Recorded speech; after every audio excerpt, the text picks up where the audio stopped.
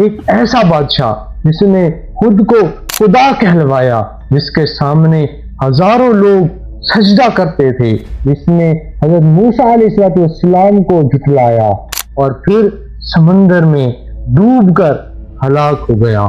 لیکن حیران کن بات یہ ہے، ہزاروں سال بعد بھی اس کی لاش دنیا کے سامنے موجود ہے۔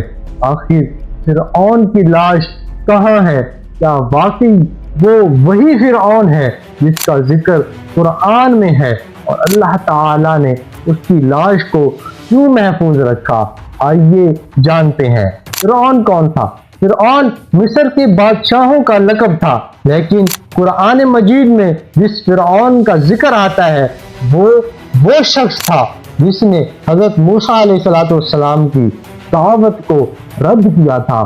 وہ اپنی طاقت اور حکومت پر اتنا مغرور تھا کہ اس نے خود کو رب تک کہہ دیا۔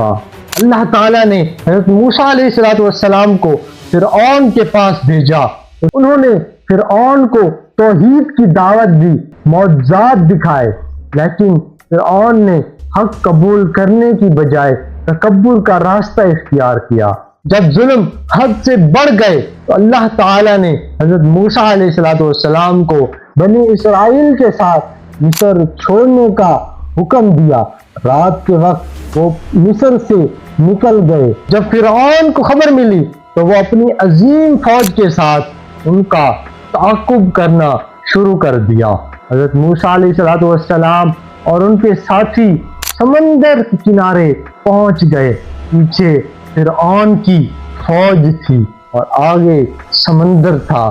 اللہ تعالیٰ نے اس وقت حضرت موسیٰ علیہ السلام کو اپنا عصا سمندر پر مارنے کا حکم دیا۔ سمندر دو حصوں میں تقسیم ہو گیا۔ بنی اسرائیل محفوظ راستے سے اس میں سے گزر گیا۔ فرعون اپنی فوج کے ساتھ اسی راستے میں داخل ہو گیا۔ جیسے ہی وہ درمیان میں پہنچا، سمندر دوبارہ مل گیا۔ فرعون اور اس کی فوج اسی وقت پانی میں ڈوب گئے۔ جب موت سامنے آئی تو فرعون ایمان لانے لگا، مگر افسوس اب کافی دیر ہو چکی تھی۔ اللہ تبارک و تعالیٰ نے قرآن مجید میں ارشاد فرمایا ہے، آج ہم تیرے جسم کو محفوظ رکھیں گے تاکہ تو بعد میں آنے والوں کے لیے نشانی بن جائے۔ یہ آیت صدیوں تک لوگوں کے لیے ایک حیرت انگیز چیز بنی رہی۔ 19ویں صدی میں مصر میں کھدائی کی گئی تو کئی ساری ممیوں کے ساتھ ایک لاش دریافت ہوئی۔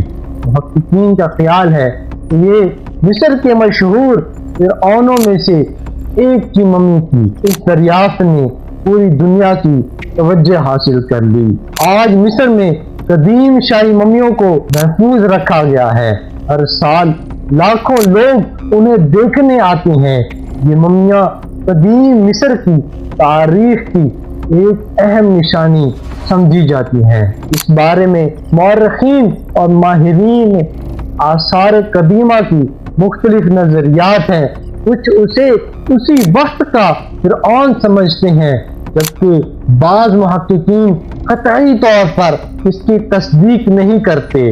اس لیے یہ کہنا درست نہیں ہے کہ یہ ممی وہی فرعون کی ہے جس کا ذکر قرآن میں آیا ہے۔ البتہ قرآن میں فرعون کے جسم کے محفوظ رہنے کا ذکر موجود ہے۔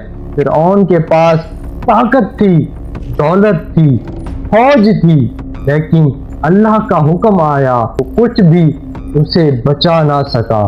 یہ واقعہ ہمیں یاد دلاتا ہے کہ غرور انسان کو تباہی کی طرف لے جاتا ہے۔ فرعون خود کو خدا سمجھتا تھا، خود کو طاقتور سمجھتا تھا، لیکن آج وہ صرف تاریخ کا ایک عبرت ناک سبق بن چکا ہے۔ اسی لیے قرآن بار بار ہمیں غور و فکر کی دعوت دیتا ہے۔ آپ کے خیال میں فرعون کا سب سے بڑا سبق کیا ہے؟ کمنٹ میں ضرور بتائیے گا۔ ملیں گے نیکسٹ ویڈیو میں، تب تک کے لیے اللہ حافظ۔ السلام علیکم ورحمۃ اللہ وبرکاتہ۔